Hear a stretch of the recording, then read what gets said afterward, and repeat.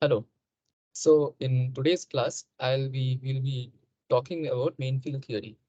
So in the previous class, we had discussed about Ising models and how basically we had discussed about how the Hamiltonian of the Ising model is formulated, and then we had calculated partition functions. Then we had solved for the magnetization and correlation functions of the Ising model using the transfer matrix method. And we had seen that in one dimension, there is no phase transitions. In higher than one dimensions, there is a critical point at which there is a spontaneous magnetization. So there is a phase transition at that point. And then we had gone on to see the mappings of the Ising models onto lattice gas models and classical fluid models and so on and so forth. So in today's class, we'll be talking about something different. So it is actually more of an approximation than saying that it is something different, because in the Ising model, we had seen that it was only exactly solvable in one dimensions. In two dimensions also, the Ising model has been solved exactly, although that solution is pretty complicated and I have not discussed that. But the mean field theory is an approximation which gives us the exact scaling exponents near the critical points in certain cases, and it does not give the correct scaling exponents in certain other cases. But it is useful in the fact that for those models which are not exactly solvable, it gives us certain insights into the scaling properties of those models near criticality. So today we'll be discussing about mainly mean field theory and what it is. So I'll share my screen now.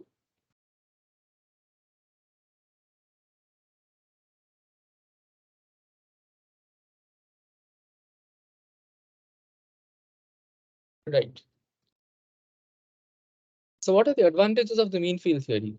It is the only complete theory of phase transition other than renormalization group, which I won't be discussing.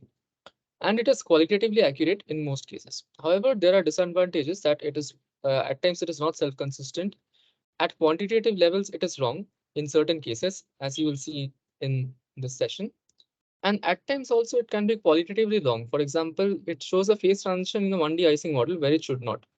So there are some cases where it is qualitatively wrong, but like I mentioned earlier, for those cases for which we don't have an exact solution, it gives us useful insights into the scaling of the fluctuations near a critical transition point. And there are different forms of the mean field theory. For example, the Curie-Weiss theory, which we had done in many of the previous classes, the theory for spontaneous magnetization. Sorry, Curie-Weiss theory, where we had seen that the susceptibility goes as 1 by T for large temperatures. So that is a form of a mean field theory. Then the Bragg-Williams theory is also a mean field theory.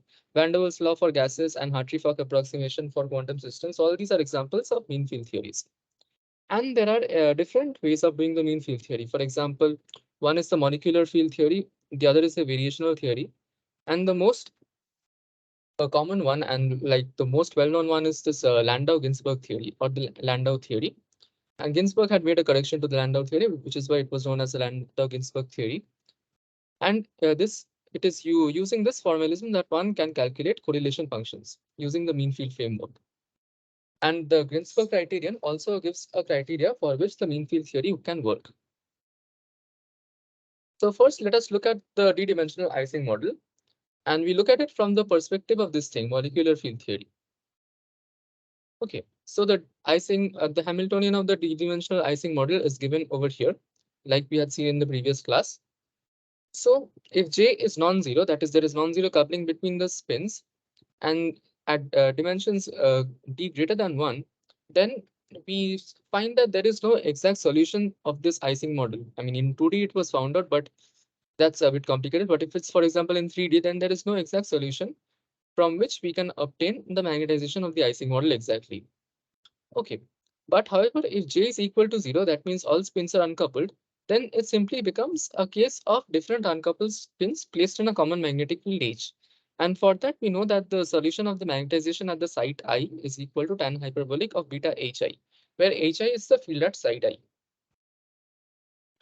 So the main essence of the mean field theory is to take a many body interaction problem and approximate it to a simple effective one body problem. So basically what a mean field theory does is that if there are coupling between different spins, it considers each spin to be placed in a mean field of its nearest neighbor spins. So in that way, we are somehow excluding the interactions and considering a mean interactions of the surrounding spins on the spin of our concern. In that way, it reduces this coupled Hamiltonian to an uncoupled one, which has an effective field which can be written in terms of the fields of the nearest neighbor spins. So that is what we'll see right now. So this term SI over here, this can be written in this form, right? This can be written as SI minus expectation SI into SJ minus expectation SJ. And since there are extra terms which come up here, in order to cancel those, I have these extra terms over here, which are SI into expectation SJ plus SJ into expectation SI minus expectation SI minus expectation SJ. Okay. Now this term over here, this difference SI minus expectation SI is the fluctuation at the site I. Now let us assume that the fluctuations from the equilibrium value are very small. Okay, this is one assumption that we make. And if we make this assumption, then we see that this term is very small compared to the rest of these terms. So we can drop this term. Then what we get is that SISJ is approximately equal to SI expectation SJ plus SJ expectation SI minus expectation SI expectation SJ. Now from these terms, if I take SJ expectation common, then I get the following form of this Hamiltonian. Okay, so if I take the SI expectation common from here, then there is a summation over the nearest neighbor spins, which comprises of the fluctuations of the magnetization of the nearest spins. Okay, and since the fluctuation is again very small compared to the mean value of the spin itself, so it drops out. And then what we get is that H is equal to summation I HISI minus summation J over nearest neighbor spins, expectation SJ into SI. So if I take SI common from these two summations, I can write the overall Hamiltonian in this form. Right. So the overall Hamiltonian can be written as minus summation over I HI plus summation J expectation SJ over nearest neighbor spins. This entire thing multiplied by SI. So you see now the new Hamiltonian which I approximate, which I call the mean field Hamiltonian, it does not have any coupling term. It is as if the spins SI are placed in a mean field, an effective field, which is given by this entire thing over here. So it's as if that the spins SI are placed in a magnetic field given by HI plus J into summation over nearest neighbors expectation SJ. Right. So this is known as the mean field Hamiltonian, and this is what we call the mean field. So therefore, the effective field which is seen by the ith spin is given by HI plus, which is the field at the point I itself, plus the field due to the nearest neighbor spins, that is capital J into summation over small j expectation SJ. So this is our mean field theory. And what you see that once we can express the Hamiltonian in the form of these uncoupled spins SI, then I can easily calculate the magnetization of the spin MI if I replace the HI over here by this HI effective value. Right. So this is the essence of the mean field theory. Now to see whether the mean field theory is valid at all or not. So for that, we look at the spin-spin correlation function. Okay. So basically the spin-spin correlation function is basically gives me the magnitude of the fluctuations, right? So it is since we have what we have done over here essentially is that because we have replaced this SISJ term, right? So initially our Hamiltonian had this SISJ term and we had replaced that by expectation SJ into SI over here, right? That's why we were able to break it up into, we were able to uncouple the Hamiltonian. So we have to see whether SISJ is at all the same as expectation SJ into SI. So the numerator over here gives me the error in approximation, and this is normalized by the square of the magnetization in order to make the numerator and the denominator dimensionally the same. Okay, and this quantity over here, SISJ minus SI into expectation SJ, and the expectation of this entire quantity is nothing but the spin-spin correlation function, which is gamma of I minus J. So it's the correlation between the spins I and J, right? And therefore, the numerator, therefore, this quantity G is nothing but the spin-spin correlation function divided by M square. So this is the Ginzburg criterion. So what does this say? So if my error is very small compared to the magnetization, then the Ginzburg criterion, this G value should be much smaller than 1. In that case, the mean field approximation actually works. So in that case, the mean field approximation is a good approximation to the actual situation. However, if the error is large, then this G quantity, it is of the order of 1. In that case, mean field theory is not exact, and we cannot apply mean field theory to get insights into the system of our interest. So like I said before, magnetization of the ith spin if I can get this mean field Hamiltonian, it can be written in terms of this effective magnetic field in this manner, as given by equation 5. So you see over here, this term over here, this looks like a magnetization itself because it's an expectation of Sj over the nearest neighbors. So expectation Sj is nothing but the Mj, which is the magnetization at the jth site. So therefore, the equation turns out to be Mi is equal to tan hyperbolic beta into Hi plus capital J into summation over nearest neighbor spins Mj, where Mj is the magnetization of the nearest neighbor sites. So this is a self-consistent equation which has to be solved in an iterative manner. So what we do is that suppose we have initially we are given the different magnetization at different sites. Using those, we can calculate the effective field at every site, and from that effective field, we can obtain this magnetization Mi. Once we do that, we get a new set of magnetizations Mj. Using that new set, we again calculate a new effective field and we get a new value of Mi for the ith site. In this way, we go on and on until the different values of Mi do not change at all. So in this way, we calculate this equation in an iterative manner, like this Newton-Raphson's method, for example, which is an iterative scheme for calculating the solutions to transcendental equations. And using that iterative formalism, we can calculate Mi. So this is a general case where the spins at different sites are different different sites have different magnetizations, right?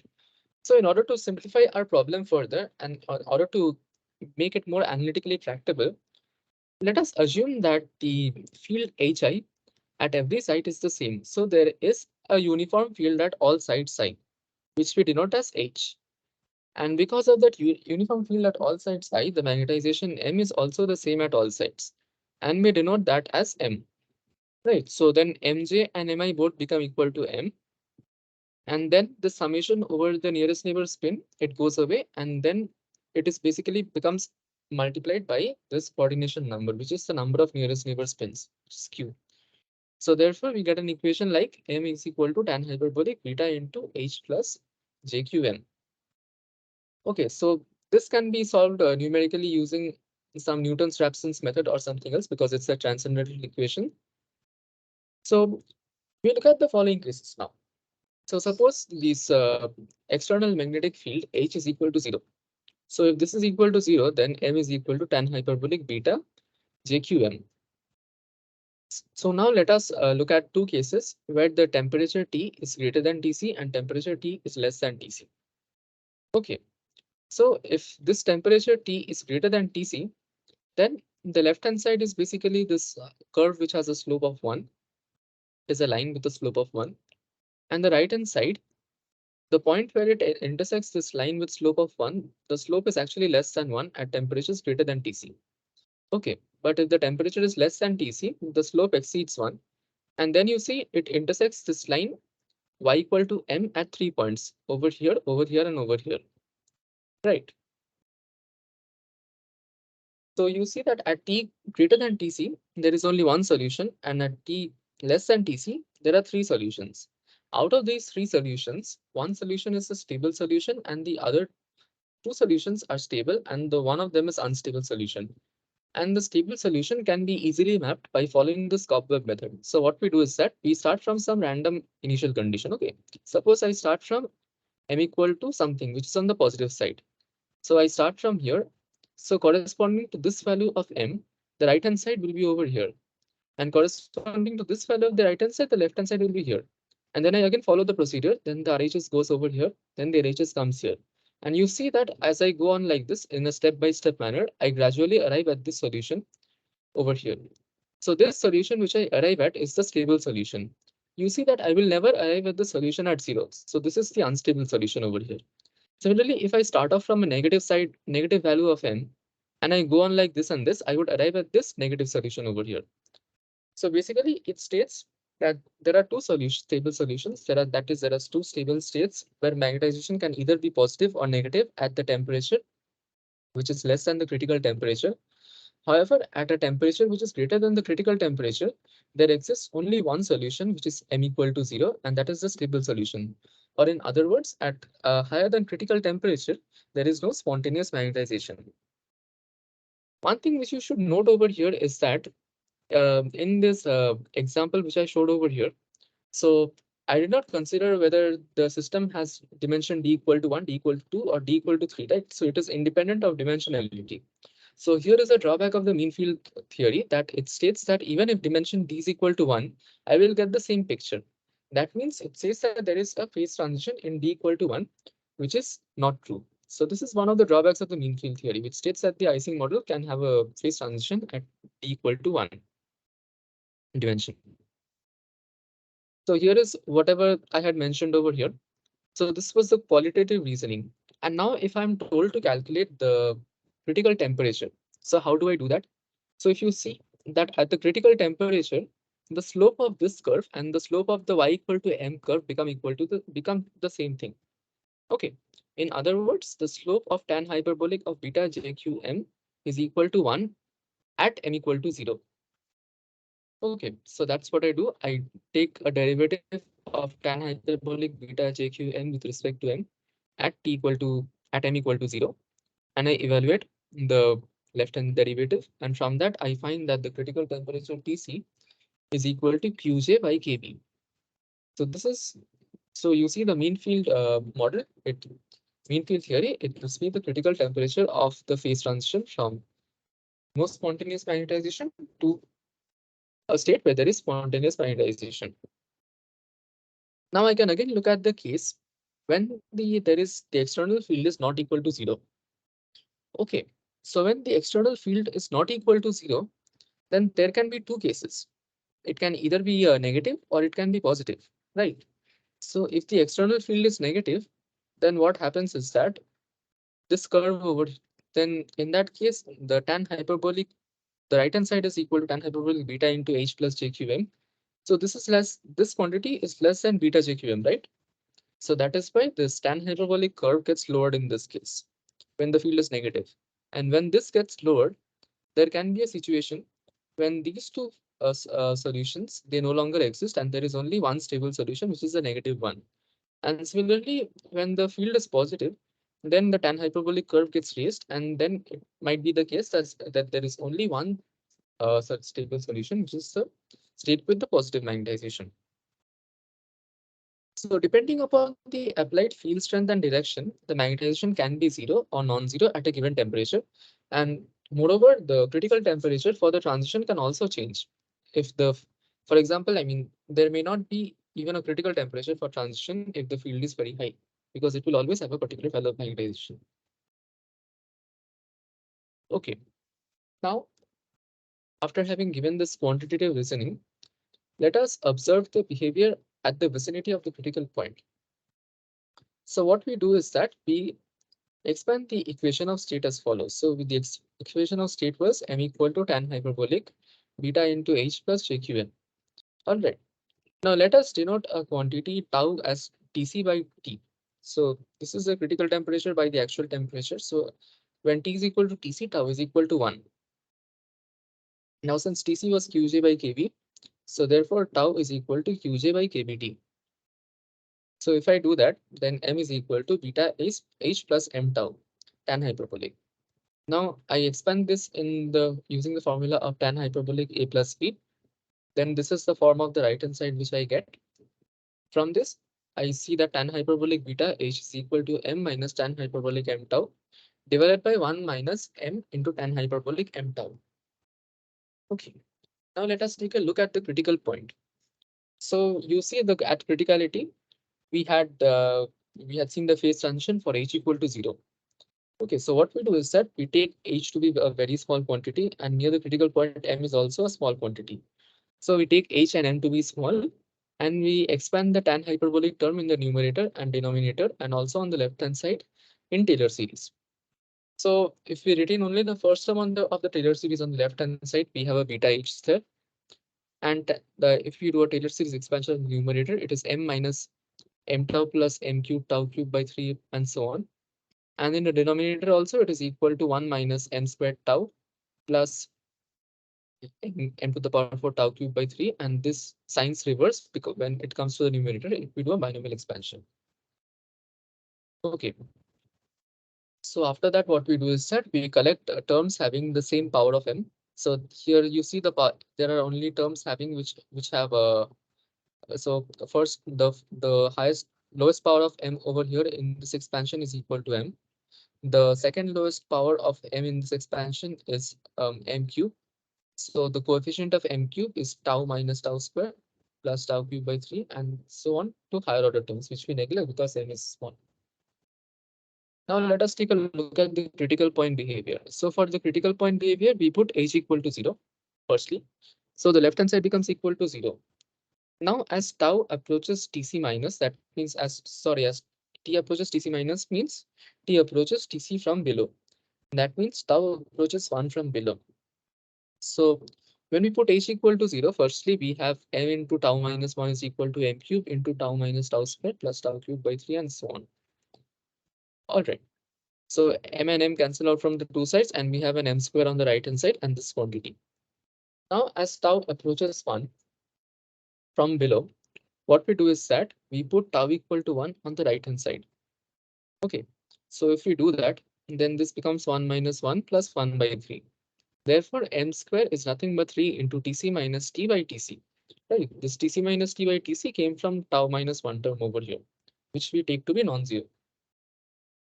Okay, so when we do that, we see that m square basically scales as so if we denote quantity t as Tc minus T minus Tc by Tc, so small t is basically T minus Tc by Tc, then we see that m square, it scales as minus 3 into t, therefore m scales as minus t to the power of half. Okay, so, or in other words, m scales as mod of t to the power half. So this gives our first scaling exponent near criticality. And this critical exponent tells me that the magnetization near the critical point scales as a function of the temperature difference, that is T minus Tc by Tc to the power of beta, where beta is equal to half. So it scales as a power law in this quantity. Similarly, we can also obtain the shape of the critical isotherm in the image plane. So what is the critical isotherm? Critical isotherm basically means that a curve which is drawn at a constant temperature. And since this is a critical isotherm, we draw this curve at a temperature of T equal to Tc. And putting T equal to Tc, we can find the scaling form of the critical isotherm in the image plane. And we would see that H will scale as a power law. Why? Because if I put tau equal to 1 over here, okay, so if I put H non-zero, if I keep a finite value of H and put tau equal to 1, then you will see that the first term goes to 0. And this first non-zero term is the second one over here. So then H scales as m cube. Right, so beta h scales as basically m cube, therefore h scales as m cube. So the shape of the critical isotherm is a power law in the image plane, and the exponent of the power law delta is equal to 3. So here's the scaling form, h scaling as m to the power delta and delta equal to 3. So now we can also take a look at the scaling form of the isothermal susceptibility. So the isothermal susceptibility is basically del m by del h at a constant temperature. So we choose the constant temperature T to be equal to the critical temperature. And then on the, if we take del del h of the right hand side, we get a beta on the right hand side, which is 1 by kBT. And then if I take a del del h of the left hand side, I get what? I get so I get chi t into 1 minus tau plus 3m square chi t into tau minus tau square plus tau cube by 3 and so on and so forth. So if I first, I can take a look at this from two angles. I can take a look at the behavior of the susceptibility at a temperature which is higher than the critical one and the lower than the critical one. So if I take a look at the behavior at a temperature which is higher than the critical temperature, then over in that regime, the magnetization is equal to 0, right?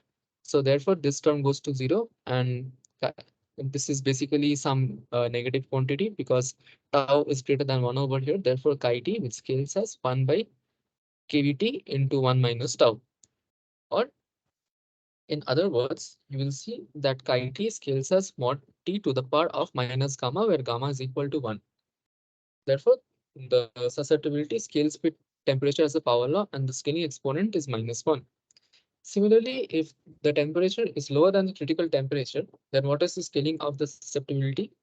So if it is lower than the critical temperature, then the magnetization is given by this formula over here. So it is equal to root 3 into Tc minus T by Tc whole to the power of half.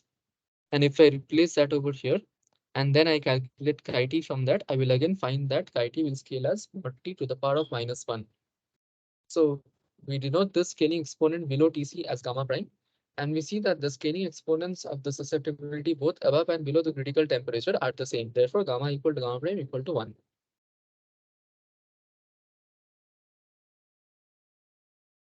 Okay. Now coming back to the three solution case when H is not equal to 0. So you see in this graph over here, there is one case where H is not equal to 0 and still there are three solutions. Okay, and all three are non-zero.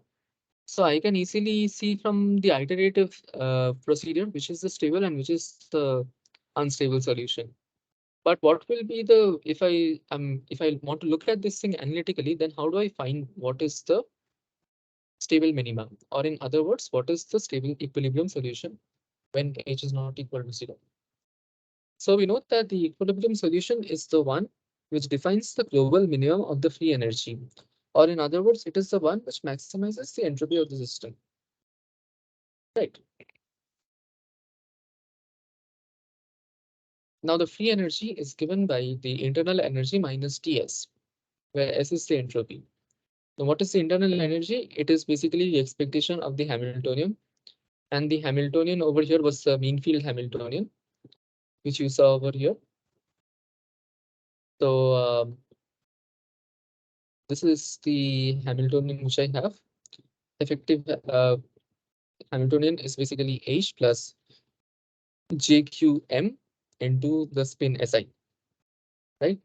Why do I do JQM? Because I have simplified my situation by considering magnetization at every point to be the same. So that is the Hamiltonian. And therefore the mean field is H plus JQM. And therefore the expectation value of that is equal to minus HM minus JQM square by 2. So this comes out naturally, right? And the entropy is the number of ways I can arrange a set of upspins in among the total number of spins, or the number of ways I can arrange all the downspins among the total number of spins.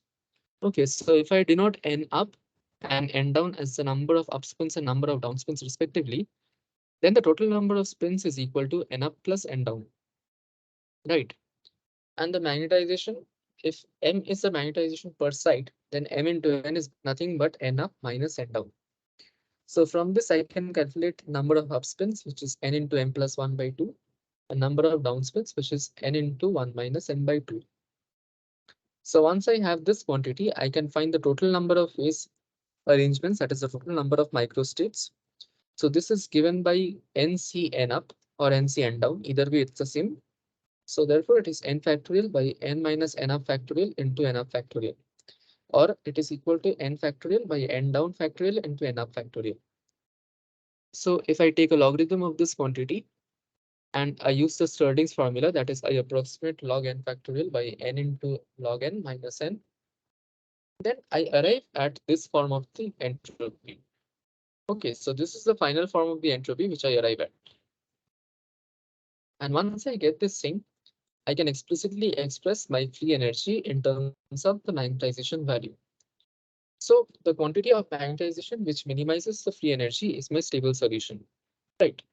And to find the stable solution, what I do is that I take del phi del m equal to 0, and then I find the value of m.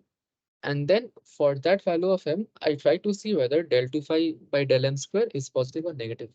So if del 2 phi by del m square is positive at that value of m, then that is my stable minimum. Otherwise, it's a maximum. Okay. So if I first let us take a look at what happens if I do del phi del m equal to 0. So if I do this, then and I calculate, then this is what the left hand side turns out to be, which can be further simplified into this manner. Now I use the identity that tan hyperbolic m is equal to half log 1 plus m by 1 minus m. If I do that, then minus jqm minus h is equal to minus tan hyperbolic m into kBt. Or in other words, m is equal to tan hyperbolic beta j plus h plus jqm. So you see, I again arrive at the self consistency equation which I had obtained using my mean field derivation. So the equation which I obtained from the mean field approximation is the equation which I have to look at in order to find the stable equilibrium solution. Right. So this tells me that the mean field theory was correct in this case. So the mean field solution minimizes phi, therefore it gives me the correct equilibrium. Okay, and now if I, so this is the value of m I get, and for that particular value of m, I do del 2 phi by del m square, and I check whether that gives me greater than 0 or less than 0 in order to find the stable and unstable solutions. So this was the simple case of the Ising ferromagnet which I had shown over here. So there are other examples like the Ising antiferromagnet. So and in an antiferromagnet, the stable solution is the one where you have the neighboring spins pointing in the opposite direction, right? So it's an up, down, up, down, up, down system. It looks like that. So therefore, the Hamiltonian of the antiferromagnet, it looks like this. So this is the external field, and this is the coupling between nearest neighbor spins. And this is a staggered field, which has opposite signs at the nearest neighbor sites. So at sites A, it has one sign. At the sites which are B are the neighboring sites to A, which has the opposite sign. Okay. So if I again assume nearest neighbor interaction and I write the spin-spin interaction term in this manner over here, then I can again obtain a mean field form for this particular these two terms. And the mean field form is the same as what I had obtained previously. And then there is this extra term, which is the staggered magnetic field for the two sublattices A and B. Okay. So since there are two sublattices instead of one over here, I get a set of two coupled equations. One is for sublattice A and the other is for B. So the magnetization at the site A is given by tan hyperbolic into beta into the effective field at site A. And what is the effective field at site A? So you know that the site A, its nearest neighbors are sites B, right? So the summation over J that becomes nothing but the summation over the spins which are there at B. Okay, and if I now assume that all the spins at a given sublattice have the same magnetization, that means all the sites at the same sublattice have the same magnetization, then I can, and if I denote the magnetization for at the sites P by MB and those for sites A by MA, then this is the self-consistency equation for the magnetization at site MA. So this is equal to tan hyperbolic beta into H plus HS, because both of them have the same sign, plus J into the summation over sites P and J.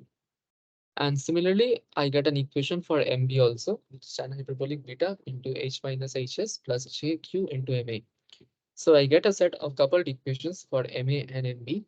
And if I analyze these two equations, then I can find out, solve for the stable solutions. I can find the stable equilibrium solution at a given temperature, and I also can find out the critical temperature at which the phase transition occurs from a completely unmagnetized state to the antiferromagnetic state. Okay. So for this system also, I can calculate the free energy in the same manner. It is the same only because the entropy now becomes a sum over two terms because I have two sublattices. So there are two different ways I can in which I can arrange the total number of spins. Plus there is this extra term which comes from the staggered field at each of the sublattices. And then there is this nearest neighbor coupling term over here. Okay. And here I've assumed that the staggered field is equal to 0, which would have otherwise given me extra terms over here. Okay, so now we had seen that basically finding the equilibrium solution amounts to minimizing the free energy of the system. Okay, now we move on to Landau's mean field theory. So basically, in a nutshell, Landau's mean field theory is a generalized mean field theory, which states the following: that the free energy which I have, it can be expressed as an analytic, since the free energy of the system is has an analytic form, so I can expand it in terms of a power series. And what is the variable of the power series I use? The free energy can be expanded in a power series of the order parameter. In our case, the order parameter is the magnetization. Why is this the case? So for example, I can look at this free energy over here itself, which we had derived over here. Right. So this was the form of the free energy which I had got for the icing system. So you see, this is a power law of the order parameter n. So there is power series of the order parameter n, right? So there is a for term which goes as m to the power 1. There is a term which goes as m to the power 2.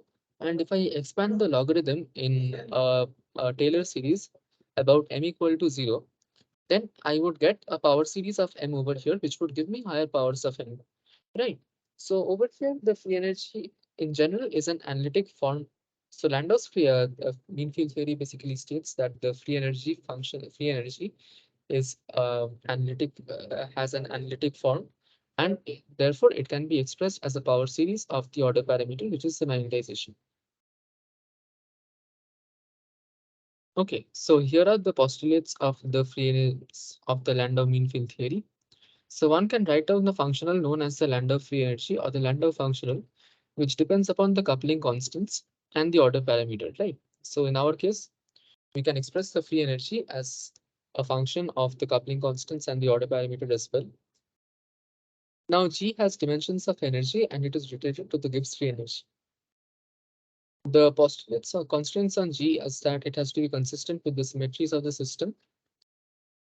So since G is analytic, it can be expanded in a power series of the magnetization. That is the order parameter m. And here is the case. It can also be generalized to the case where the order parameter has spatial dependence. So when there is order parameter has spatial dependence, then the free energy functional also contains extra terms, which are powers of basically the spatial derivatives of the order parameter and so on and so forth. And in the disordered phase, the order parameter is 0. So m equal to 0 would solve the equation, which will give me the minima of the free energy. Okay, so these are basically the postulates which the free energy must have. So let us take a look at what this means. So for example, we had seen that at temperatures T greater than the critical temperature, there is no spontaneous magnetization, right? So in this curve over here, there is only one solution, and that is m equal to 0. Whereas at t equal to t less than Tc, there are two solutions over here. Okay, so basically from this self-consistency equation, I can derive a potential function, right? And that potential function is nothing but my free energy. Why? Because the external field H is basically the derivative of the free energy with respect to the magnetization. Right. So that is why the potential function I derive from the magnetization is nothing but my Gibbs free energy. So if I derive the potential equation from this solution and this solution, I will find that the free energy curve, that is the potential function curve, it looks different in two cases. It will look like this when there is one stable minima, right? And when there are two stable minima, it will look like this. Okay, so here is one stable minima and here is another stable minima. So that means there are two stable solutions to the transcendental equation. So the self-consistent equation, that means there are two stable states of spontaneous magnetizations M1 and M2. And this state over here, which corresponds to M equal to 0, this is the unstable minima, right? I mean, this is also an extremum, but it is an unstable one because if I slightly perturb the system from here to here, it can either fall off here or it can go off here, right? Basically, try to look at this in the form of a potential energy landscape. So if I'm sitting over here, I perturb myself slightly to the left, I will fall over here. And if I perturb myself to the right, I will fall over here. So I will basically be moving to my stable solutions, which are M1 and M2. Okay, so there can be coexisting phases. So I mean, and the two stable minima, they will be equally deep if the external field is the same for the icing model. If there is no external field in the icing model. So if there is an external field, that means there is an external bias of some sort. I can have the case when one minima is slightly deeper than the other. So for example, if there is a positive value of the magnetic field, then the right minima becomes deeper than the left one. Okay, so this is more stable than this one. On the other hand, if there is a negative value of the magnetic field, then the potential energy landscape can take this form. So this is the more stable minima, and so on and so forth. Okay, and the most stable minima is the one, and basically the global minima is the one which minimizes free energy, and that is the equilibrium solution of my system. So in this case, this is the global minimum, and this is the solution, while in this case, this is the solution. Okay. So similarly, like over here, I had two-phase coexistence. I can also have three-phase coexistence. That means my order parameter in the two-phase coexistence, it could take only two values. In the three-phase coexistence, my order parameter can take three different values. And for each of the three different values, I can get three equally deep minima. And this is the condition for three-phase coexistence, right? So like, for example, in this figure over here, there are three equally deep minima, which basically implies there are three phases coexisting together. And how do I do how do I map the transition from the transition across the critical point in this picture? So this is the picture I have when the temperature is lesser than the critical temperature. So there is the two-phase coexistence, two equally deep minima over here. As I raise the temperature, this minima, they go up gradually. Okay. And this also starts flattening out. And then at the critical point, what I get is a quartic minimum. That means over here, not only my first derivative is zero, but all derivatives up to the third derivative is equal to zero. And the fourth derivative is the first non-zero derivative. And if I raise this temperature slightly, then I get a quadratic minimum. That means the second derivative is the first non-zero derivative and the first derivative is zero. And this happens only at one point. So you see, I go from a two-phase coexistence to a state which has only one phase at t greater than Tc. So therefore, the transition across the critical point can easily be mapped in this qualitative manner by looking at this free energy functional. And so this is a qualitative picture which I get from here. Right. Now let us take a look. Let us put this picture in the form of a mathematical equation. Right.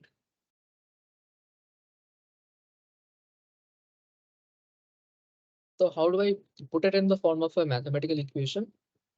Well, let us take a look at this example because this appears to be the simplest of all. So you know the equation for a general equation for a quadratic curve is basically m into x squared plus b into x plus c into some constant c. Right. So this is the most general equation for a quadratic term. So over here, the free energy can be expressed as phi is equal to a into m squared plus b into m plus c, or a2m squared plus a1m plus a0. Right. Now, let us take a look at this case. So you see, this is there are two stable minima over here. So basically, in order to and so basically the derivative of the first derivative of phi, it is zero at 3 points, right? It is zero over here, it is zero over here, and zero over here. So basically, del phi by del m has three solutions. And if the equation for del phi by del m equal to zero has to have three solutions, then it has to be a cubic equation. And for if that is a cubic equation, then the equation for phi has to be a equation which has fourth power in m. So the most general form of the curve, which has this form, most general equation for this form of the curve is basically a4 into m to the power 4 plus a3m to the power 3 plus a2m squared plus a1m plus a0. Right. So this satisfies a biquadratic equation for the free energy functional. Similarly, if the free energy functional has this particular form, then there are five solutions to del phi del m equal to 0. And we have to go up to the sixth power of m. So in general, we can go up to m to the power of infinity. And where we truncate the equations, where we truncate the power series, it depends upon the system we are looking at, how many stable solutions the system can have at a temperature which is lower than the critical temperature. So that forms the physical basis for formulating the mathematics. Okay, so this is what I mentioned over here. So I can go on like this. So phi of m can be written as a0 plus a1m plus a2m square and so on in a power series of m. Okay, and I can go up to infinity, but the truncation it is governed by the number of stable solutions my system can have. Okay, and that has to be determined from the data which I get. So basically, I get some sort of an experimental or numerical data, and using that data, I formulate a mean field theory to find the critical exponents. Okay. Now, one more thing you'll see over here, these figures are have an additional simplicity. The additional simplicity in these figures is that all of these are even functions of m. So this implies that there cannot be any odd powers of m over here. Okay, so the additional simplification I make is that there cannot be any odd powers of m. So therefore, the free energy phi of m is written as a0 plus a2m squared plus a4m to the power 4 plus a6m to the power 6 and so on and so forth. So it is expressed in a power series of only the even powers of m. Okay. Now since the external field, the magnetic field H is equal to del phi by del m. So basically I take a derivative of this equation and I can obtain at a form of this magnetic field H. So H is equal to 2a2 plus 4a4 m cube plus a6 m to the power 5. Similarly, I can also calculate the susceptibility by taking del m by del H. Or in other words, a more easier quantity to calculate is the inverse susceptibility, which is del H by del m at a constant temperature. Okay. So therefore, the inverse susceptibility is basically del H by del m. And since H is equal to del phi by del m, this is equal to del 2 phi by del m square at a constant temperature. So this is equal to 2a2 plus 12a4m squared plus 30a6m to the power 4 and so on. It should be noted that these constants, okay, so these constants, they determine the shape of the curve. Okay, so the values of a0, a2, a4, they tell me how deep or how shallow my minima are. And for a given snapshot, for a given temperature, they are fixed. So these constants, they are only functions of temperature. Okay. These coefficients, not constants. So these coefficients are functions of temperature alone. So using this general formalism, I can uh, formulate a mean field theory with in terms of these parameters A2, A4, and so on. And then I express these parameters A2, A4, and so on in terms of the temperature T. And once I do that, I can calculate my scaling exponent CCD. And this is what I will show you how to do that.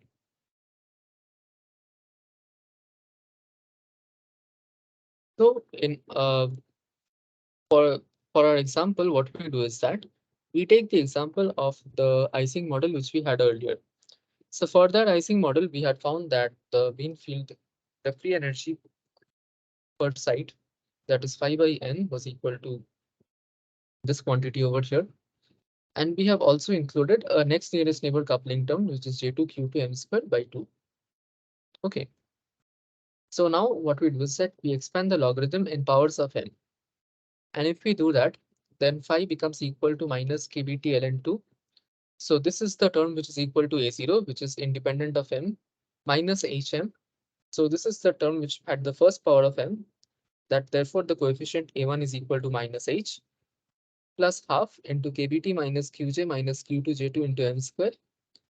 This is the coefficient, this is the coefficient a2. So this is equal to a2 plus kbt by 12 m to the power 4. This is a4 plus kbt by 30 m to the power 6. This is a6 and so on and so forth. So once we evaluate these coefficients, we can find the behavior at the critical point. So at the critical point, we found that this uh, the minima was a quartic minimum. So since it is a quartic minimum, the first non-zero derivative of the free energy functional should be the fourth derivative, right? So all the lower derivatives will be equal to 0 at that point. So if I put all the lower derivatives equal to 0, so if I do first the first derivative, that then that will give me only h, and h equal to 0 at the critical point. We know that. And there is no third. m to the power 3 term over here. So third derivative is naturally 0 at the critical point. And this, if I put the second derivative of the free energy functional equal to 0, then what I get is basically kBT minus Qj minus Q2J2 is equal to 0. Or in other words, T equal to T equal to Tc, which is equal to Qj plus Q2J2 by Kb. So this gives me my critical temperature at the, because I had used the idea that at the quartic minimum that the second derivative is also equal to 0. Okay. So if you look at this equation carefully, you'll see that we had obtained a similar equation for the critical temperature earlier as well. Over there, we had not got the second nearest neighbor coupling term because we had not included this in our analysis earlier. Now in the Ising model, the higher order critical points are not seen. So for any system in general, one can observe higher order critical points like three-phase coexistence I mentioned earlier, where three phases coexist together. But in the Ising model, you won't have three values of magnetization, three stable solutions coexisting together. Why? This why can be answered if you look at this free energy functional over here. So in order to have three-phase coexistence, or even in order to have four-phase coexistence, one must have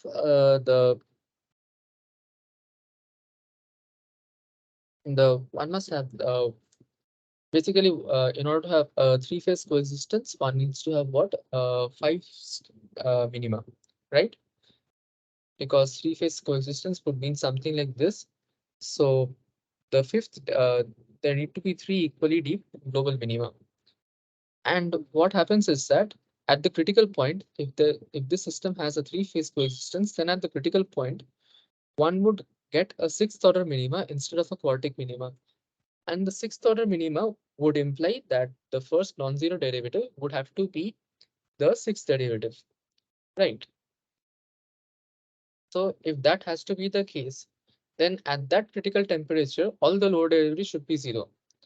And then for that to happen, we must have the fourth derivative to be zero also at the critical point. And you see that the fourth derivative will be zero only if this t is equal to zero. Otherwise, it won't be zero. Right. So basically, t equal to zero would mean absolute zero, and that would imply that it is not possible. So therefore, the Ising model does not have a multi-critical point.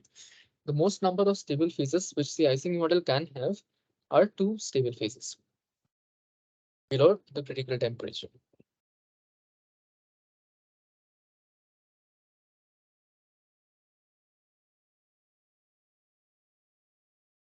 Okay, so now let us analyze the let us extract the critical exponents after having expressed these constants as functions of temperature. So as I said earlier, is either equals to minus kBT, A2 is equal to this, A4 is equal to this, and so on. And at the critical point, I put A1 is equal to basically minus of H. Okay. And comparing with 1, in order to derive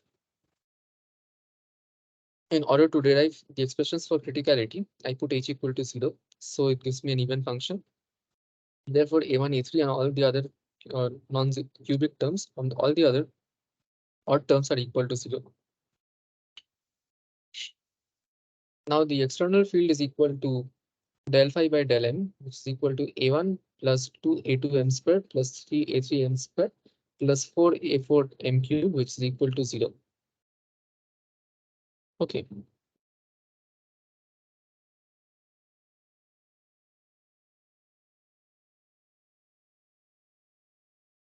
Now we take take a look at the scaling behavior of the critical exponents. So first we put h equal to 0.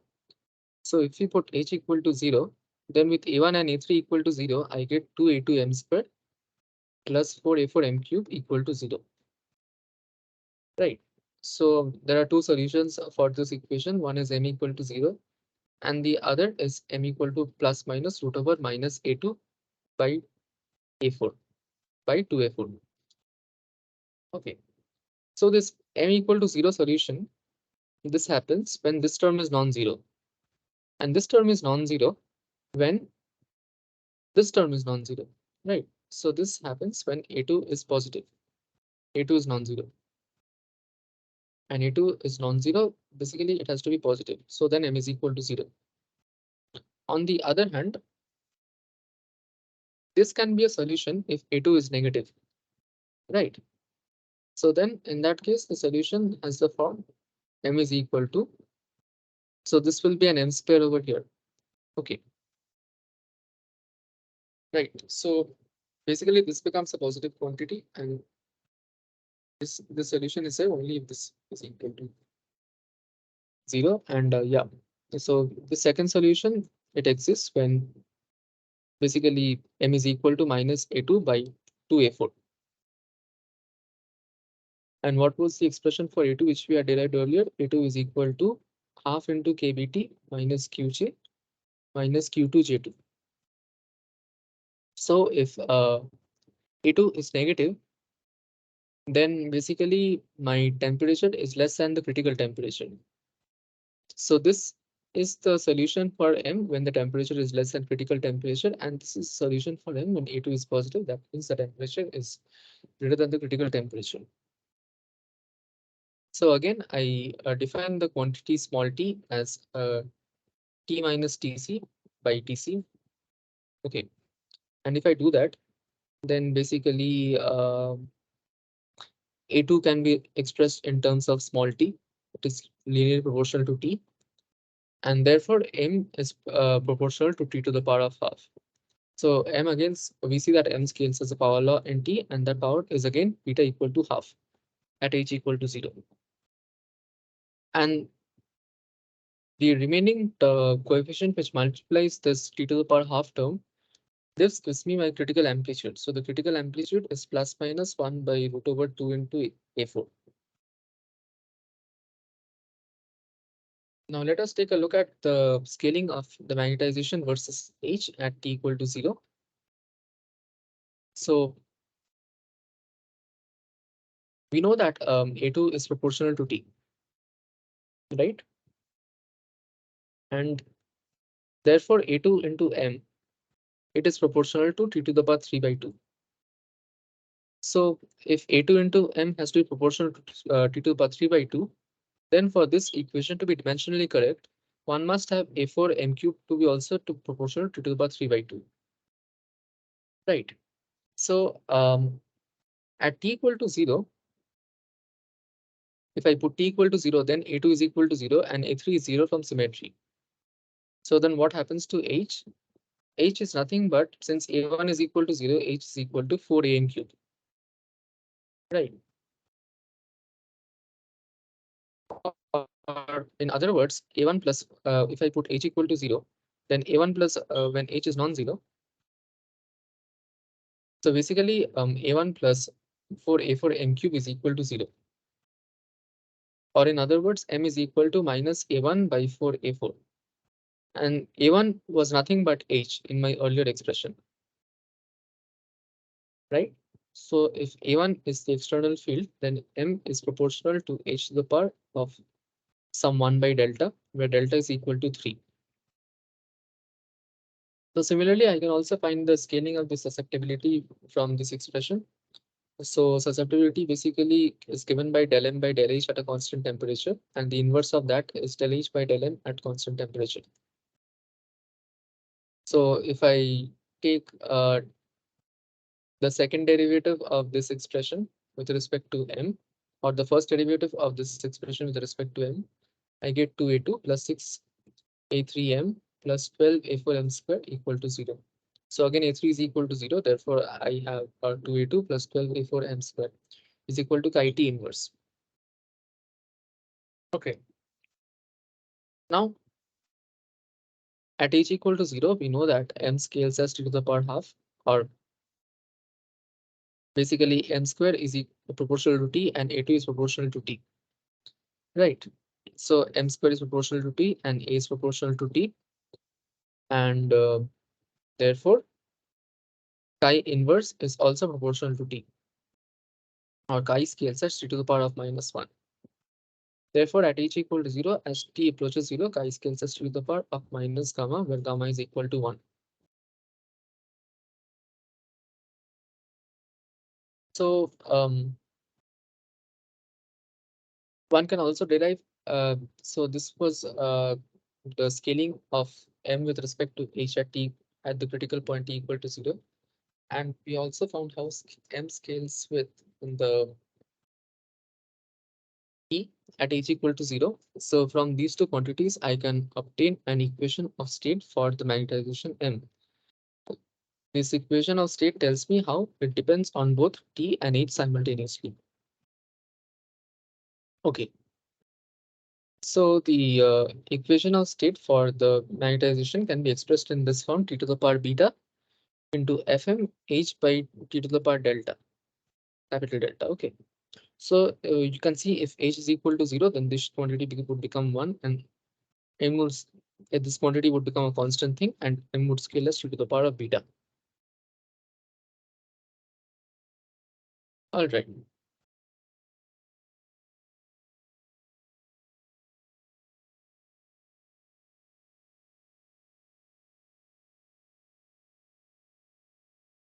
So in order to find the functional form of this quantity, that is the functional form of Fm, what we do is that we look at this equation for h equal to 0 over here. That is the equation for the stable minima of phi. So in this, if I put the right hand side equal to 0, I get a1 plus 2a2m plus 4a4m cube equal to 0. And then if I rearrange these coefficients, I can solve for a term which goes like m by a to the power half. From this, I find that m by a to the power half can be expressed as a function of a1 by a2 to the power of 3 by 2, or m is equal to a to the power half into some function of a1 by a2 to the power of 3 by 2. Now, a1 is proportional to h and a2 is proportional to t. Therefore, we find that comparing this expression and this expression, we find that the exponent delta is equal to 3 by 2. And this is known as the gap exponent. And the mean field theory also gives us the exact form of the equation of state. We can also derive a similar form of the equation of state for the free energy. So for this, the equation of state is written in this manner: t to the power of 2 minus alpha into some function fs h by t to the power delta. Okay, so what we do is that we again rearrange the right hand side and the left hand side. So we know that since t is proportional to a2 and h is proportional to a1, this can be written as in terms of this function fm itself. So I can write this as t to the power beta into a1 into fm a1 by a2 to the power of 3 by 2. So then what I do is that I multiply and divide by a2 to the power of 3 by 2. So then I get this new function of a1 by a2 to the power of 3 by 2, which I basically denote as f1.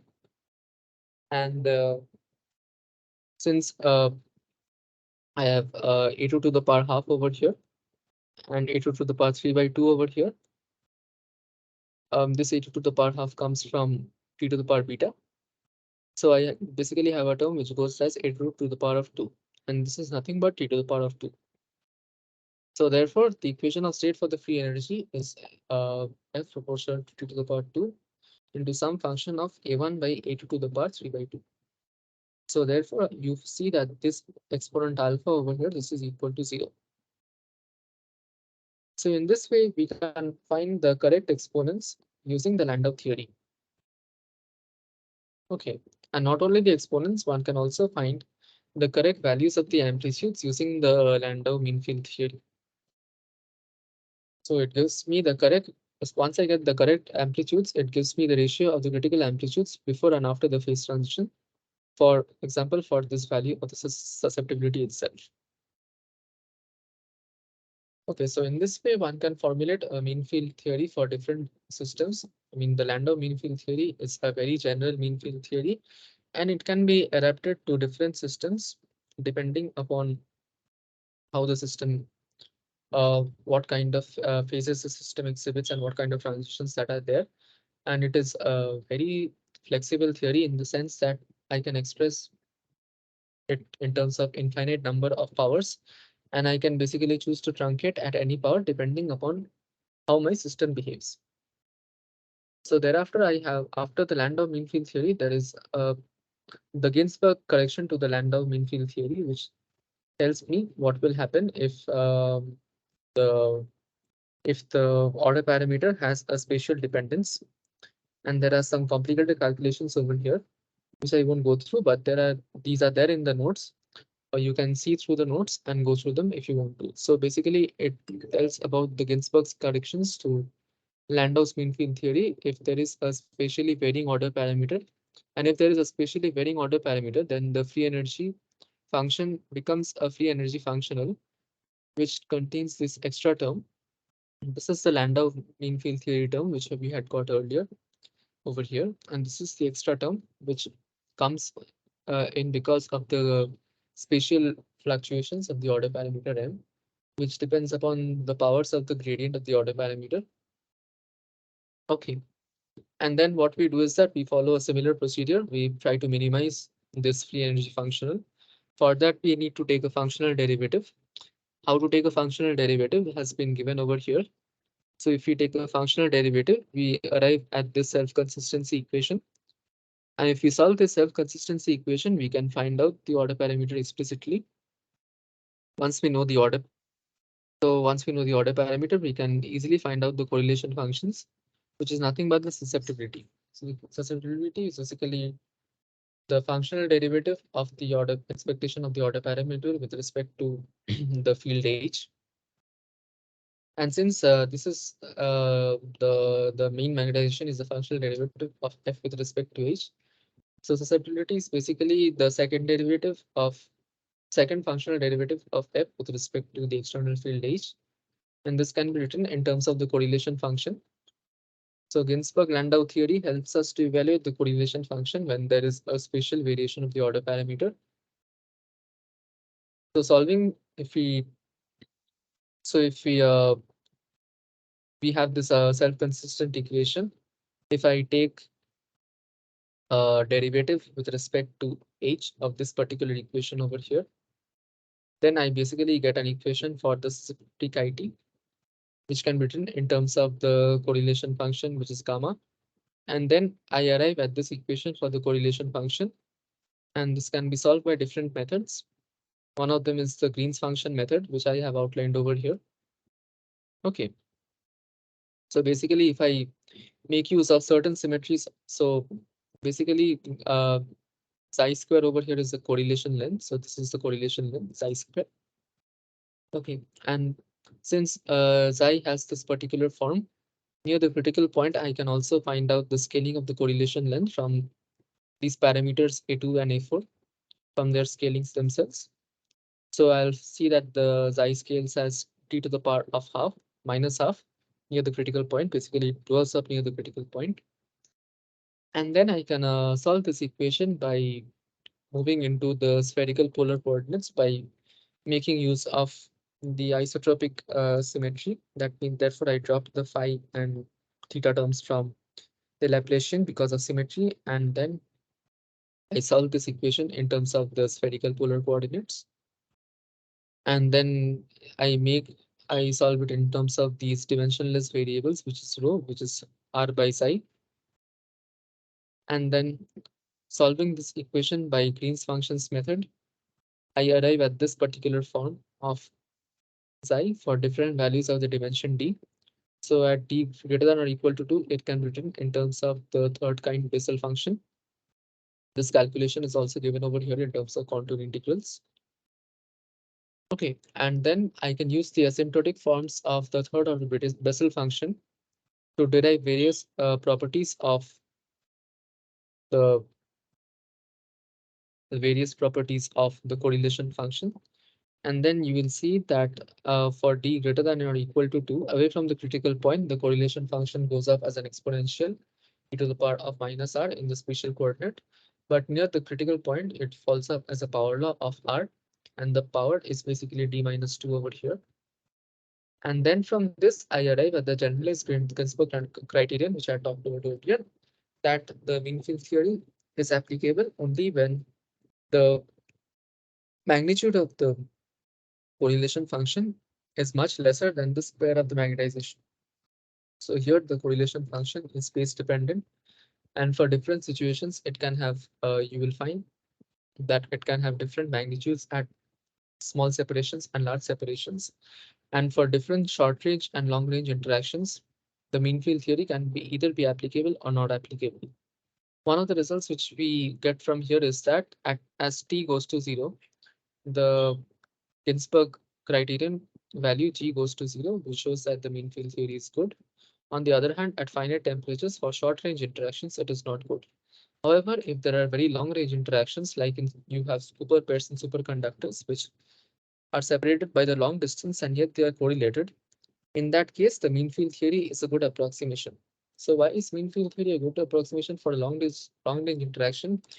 It can be seen physically because if the interaction has a very long range, so you can basically say that you are standing in a place which is described by a mean field, which is the field due to all the surrounding quantities which you have around you. Okay.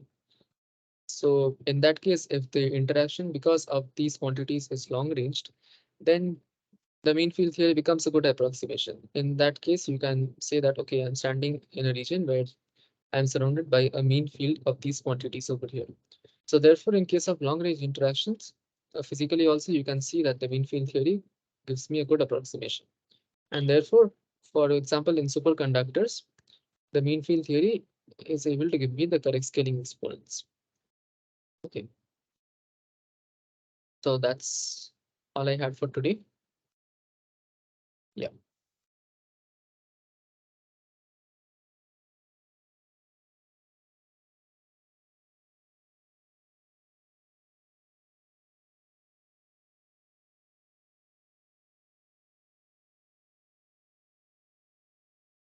Right. So yeah, I'll upload these notes and this recording also you'll find on YouTube. Okay.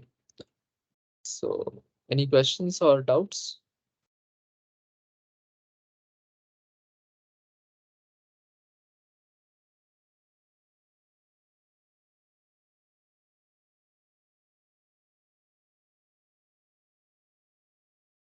Okay, so if there are no doubts, I'll close the meeting for today.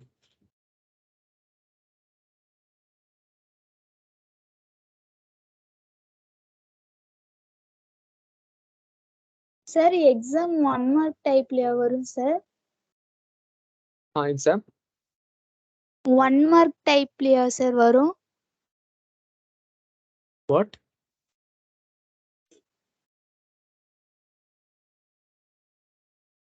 Sorry.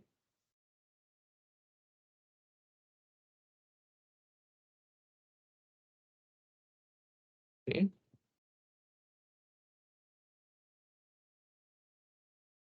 You want me to repeat one more time? Exam 1 mark type liya sir varum. Exam what? 1 mark type. One more time. 1 marks type. One more slide.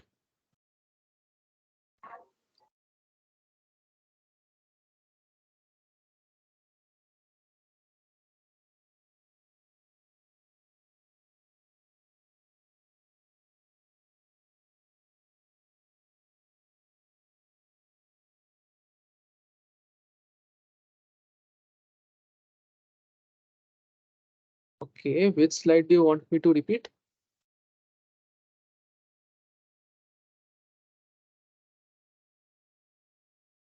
Hello?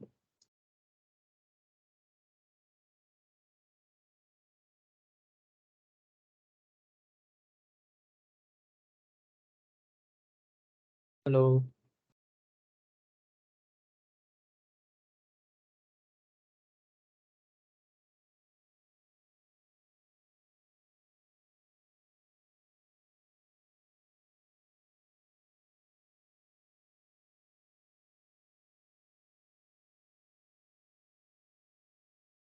Yes, any question from here or anything you want to repeat?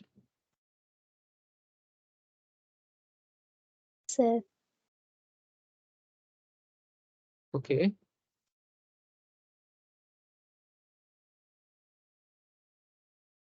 Okay, then we can close the meeting for today. That's all I had.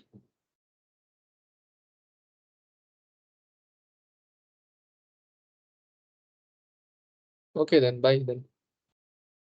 Thank you, sir. Hmm.